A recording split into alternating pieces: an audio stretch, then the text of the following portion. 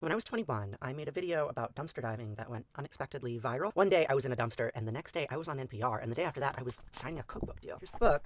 The internet is, I've made a lot of films, but nothing has so consistently resonated with people as my dumpster stories. To date, I've probably posted a couple dozen videos that have over 1 million views, most of them on TikTok, but I'll post some YouTube mirrors below because by the time you watch this, TikTok will probably be banned. The first dumpster video I made was about a project called The Gleaner's Kitchen. I was trying to start this food rescue restaurant, and I figured that linking dumpster diving to what's written in the Torah about gleaning would be a good way to frame it, because my experience of dumpster diving has always basically been a religious one. There's this old myth about Siddhartha that to keep him from experiencing suffering and eventually becoming the Buddha, Prince Siddhartha's father raised him in this pleasure palace where there were no old servants and flowers were clipped before they wilted and all of the food was removed before it ever began to rot. And it was only after Siddhartha climbed over the palace walls and explored the city full of sick people and dying people that he realized that suffering was endemic in the world and he needed to become enlightened. And that story is a fable, right? It's a fairy tale. And yet in modern grocery stores, food is wrapped up in plastic and thrown away at the first sight of decay. We live in a world that is terrified of death, and dumpster diving allowed me to find my place in it. So I treat dumpster diving a bit like submersion in a mikvah, or like mass, some kind of resurrection ritual. It's a way for me to connect to our old stories about death and rebirth. I jump into a dumpster and it smells like ass and I'm worried about the police, but then I see just thousands of bright red cherries or a mountain of cookies, and I know that even when the world is at its most gross, it's still